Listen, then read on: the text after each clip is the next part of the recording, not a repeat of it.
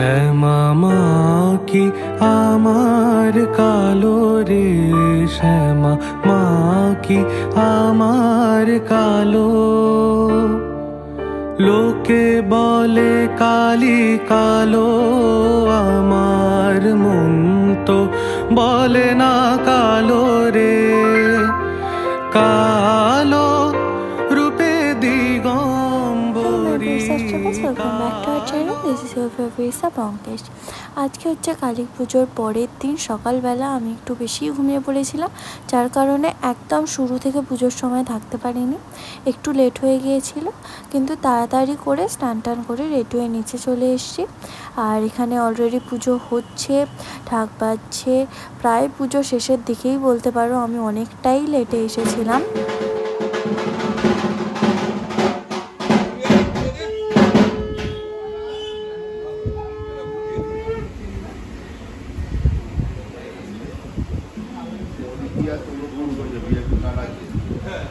নতুন নিয়ম হয়েছে, এবছর নতুন নিয়ম হলো। কোথায় সঞ্জয় দা, কোথায় গো?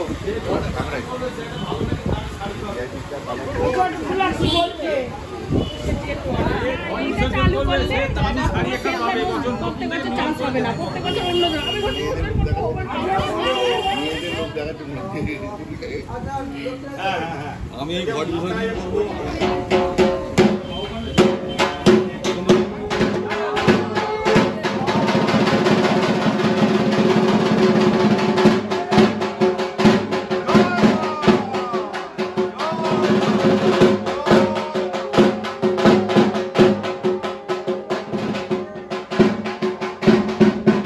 পুজো হয়ে গেছে আর প্রসাদ নিয়ে রসগোল্লা আমার কোলে কোলে এসছে। আর দেখো আমার পুরো জামাটা ও খেতে খেতে ভিজিয়ে ফেলেছে। এটা একটা দিদি, আমি রসগোল্লাকে দেখাচ্ছিলাম এই দেখো হাই ফাই করো, কিন্তু ও খেতে খুবই ব্যস্ত ছিল। তো এই দাদার বন্ধুদের সাথে দাদা গল্প করছিল, আর এর মধ্যে চলে এসছে আমার একটা পার্সেল। এটা কালী পূজার আগে ডেলিভারি করলে আরও ভালো হতো, কিন্তু তাও যখন এসে গেছে চলো তোমাদের সাথে আনবক্সিং ভিডিওটা শেয়ার করি। তো চলো, এটা আমি অর্ডার করেছিলাম হচ্ছে মিশো থেকে। প্রাইস ভুলে গেছি, তবে আমি সত্যি অবাক ছিলাম যে এটা কী আছে, বুঝতেই পারছিলাম না। আর কালী পুজোর মাঝখানে আমি ভুলেও গেছিলাম যে আমার কী কী অর্ডার দেওয়া ছিল। আমি পরপর ঘরের ডেকোরেশনের জন্য অনেক কিছুই অর্ডার দিয়েছিলাম মিশো থেকে, যেগুলো আমি শর্ট ভ্লগের মাধ্যমে তোমাদের সাথে শেয়ার করছি, শর্টসের মাধ্যমে। আর এখন এটাও মেবি আমি শেয়ার করেছিলাম, আমি এখানে তাও রাখছি। এর মধ্যে ছিল দুটো সুন্দর সুন্দর হরিণ, যার শিংগুলো ছিল গোল্ডেন কালার আর ফুল বডি ছিল হচ্ছে হোয়াইট কালার। দেখতে ভীষণ সুন্দর, মানে এত সুন্দর, এটা যে কোনো জায়গায় তুমি সাজিয়ে রাখতে পারবে, খুব ক্লাসিক একটা রয়্যাল লুক দেবে। আমার খুব পছন্দ হয়েছিল এটা ফোনে দেখেই, তারপরেই আমি অর্ডার দিয়ে দিয়েছিলাম। কিন্তু এটা কোথায় রাখবো এখনও জানি না। কালী পুজোর আগে সমস্ত রকম যেগুলো অর্ডার দিয়েছিলাম সবই প্রায় ডেলিভারি করে দিয়েছিল, এই একটাই যেটা ডেলিভারি করেনি, মানে কালী পুজোর পরের দিন অ্যাকচুয়ালি ডেলিভারি। এর মধ্যে দুটো হরিণ ছিল, একটা বসে আর একটা দাঁড়িয়ে। দেখো দুটোকে পাশাপাশি রেখেছি, দেখতে খুবই সুন্দর। পুজো শেষ হয়ে গেছে আর এখন গুড্ডু এসেছে, আর বাকি অনেকেই পুজোর আগেই চলে এসছে। গুড্ডু একটু ব্যস্ত ছিল, যার জন্য একটু লেট হয়ে গেছে ওর আসতে। এখন আমি খেতে চলে এসেছি, আর আজকের মেনুতে ছিল ভাত, পিউলির ডাল, আলু করলা ভাজা, এটা ছিল মাছের মাথা দিয়ে শাকের একটা তরকারি, অপূর্ব খেতে ছিল। আমার মানে আজকের দুপুরে এই শাকের তরকারিটা সবথেকে বেস্ট লাগলো। তারপর ছিল হচ্ছে বাটা মাছ ভাজা আর মাছের ডিমের ভাজা, পোস্ত ছিল, আর এটা হচ্ছিল মাছের ঝাল। তারপরে চাটনি পাঁপড় মিষ্টি ছিল, ওগুলো আর আমি খাইনি, তাই ভিডিও নেওয়া হয়নি। এখন গল্প করছি আর আমি একটু তাছাড়া শুয়ে শুয়ে কী করবো সেটাও আমি বুঝতে পারছিলাম না, কোথায় যাই। তারপরে মনে হলো পমেদের এত বন্ধুরা আছে, আমি তো ভুলেই গেছি। তো তারপরে ভাবলাম তো চলো ওখানে যাওয়া যাক, তাই জন্য ওখানে চলে এসেছি। এসে দেখি এখানে সবাই আছে, এমনকি রিও এখানে আছে। তো এখানে গিয়ে আমি প্রচুর গল্প করলাম, আমি আর গুড্ডু সারা বিকেলটা প্রচুর মজা করে গল্প করতে করতে কাটলো। আর এই যে সবাইকেই দেখাচ্ছি আমি, এই যে আমিও এখানে আছি টিং টিং। আর এই দিকটা আমি বসেছিলাম জানলার ধারটায়, ভিডিওটা কারণ ওদের নেব বলে সবাই আসছিল। আর তাছাড়া এখান থেকে বাইরের লুকসটাও খুব ভালো লাগছিল।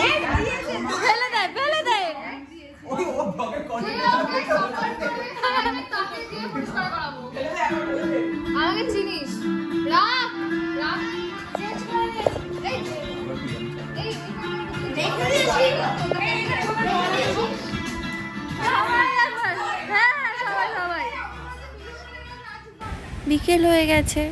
এবার মজা করার পর এই টাইমটা খুব কষ্ট হচ্ছে যে মা কালী বিসর্জন হয়ে যাবে, আর কাকুই সব ফুলের মালা টালা খুলে দিচ্ছিল। আচ্ছা, ব্লগটা আমি ঠিক করে করতে পারছি না কারণ আমার শরীরটা খুবই খারাপ। আমার পেটে ইনফেকশন হয়েছিল, যার জন্য এক সপ্তাহ কিচ্ছু খেতে পারিনি, আর যার জন্য আমি প্রচণ্ড উইক হয়ে পড়েছি, আর তার জন্য আমি টায়ার্ড। এমনিতেও কাল রাতে জাগার চেষ্টা করেছি কিন্তু শরীরটা খুব খারাপ লাগছিলো, তার জন্য খুব একটা ভালো করে যে কালকে আমি রাতে জাগতে পেরেছি এটা একদমই না। এখন মায়ের বিসর্জন আর বরণ হবে, তো আমি ড্রেস চেঞ্জ করবো কারণ এইটা পরে ভাত খেয়েছিলাম আজকে। তো চলো ড্রেসটা চেঞ্জ করে নিচে দেখা হচ্ছে সবাই। তোমাকে তবে একটা কাজ দিয়েছিলাম, তুমি বলেছো তিন কাজ প্রদীপগুলো নিয়ে এখানটা রাখতে বলেছি। বন্ধু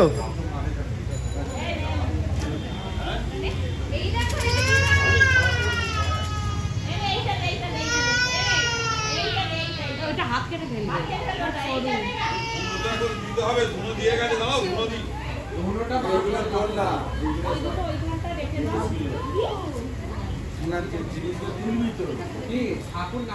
না মারলে তবে খুলবে।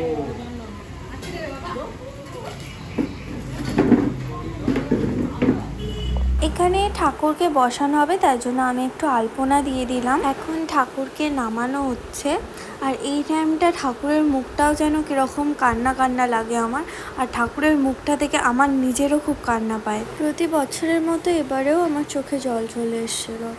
আর এবার মায়েরা ঠাকুরকে বরণ করবে, তারপর মেজমা বরণ করবে। তো পরপর তোমাদের সাথে দেখাচ্ছি কীরকম করে বরণ হবে এখন।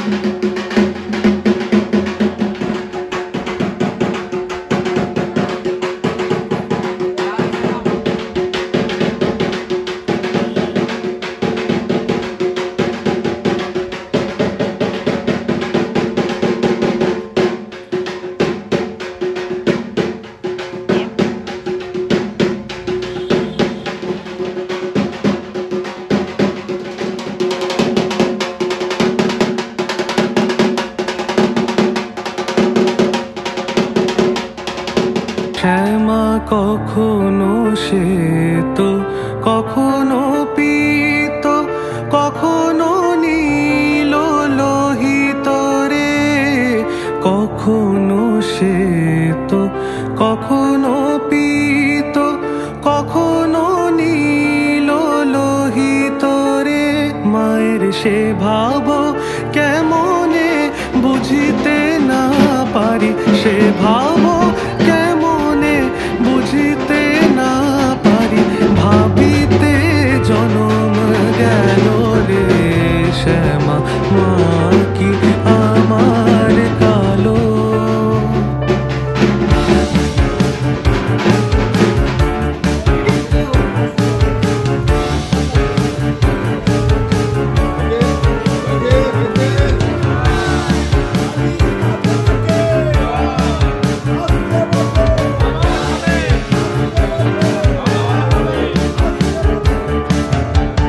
শ্যামা কখনো পুরুষ, কখনো প্রকৃতি, কখনো শূন্যকার হে, কখনো পুরুষ, কখনো প্রকৃতি, কখনো শূন্যকার হে।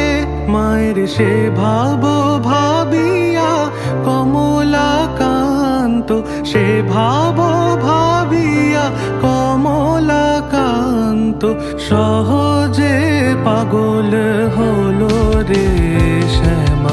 মা কি আমার কালো, কালো রূপে দিগম্বরী, কালো রূপে দিগম্বরী, হৃদি পদ্ম করে মোরালো রে শ্যামা। মা কি আমার কালো রে শ্যামা, মা কি আমার কালো।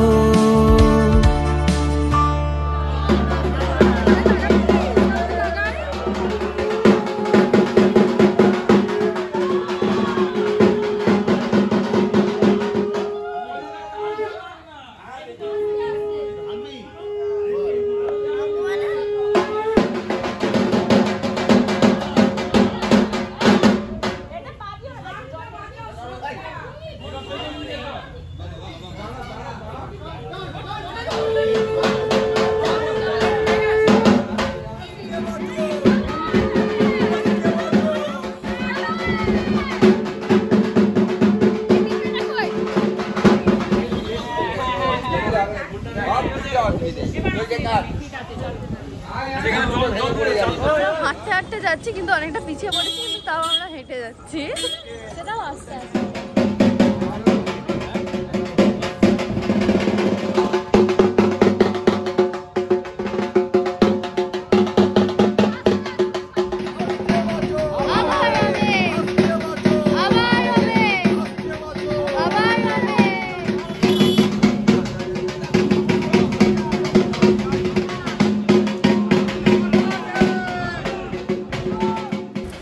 তো মায়ের বিসর্জন হয়ে গেছে, আমি বিসর্জনের শেষ পার্টটা একটু কেটে দিয়েছি, কীরকম খারাপ লাগছিল আমার।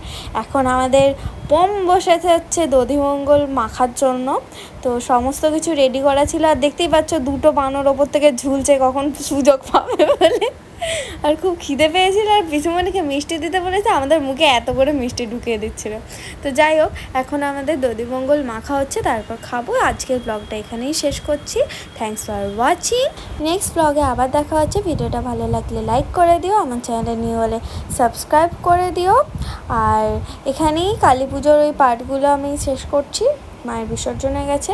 এর পরের ব্লগে আবার খুব তাড়াতাড়ি দেখা হচ্ছে। Bye bye.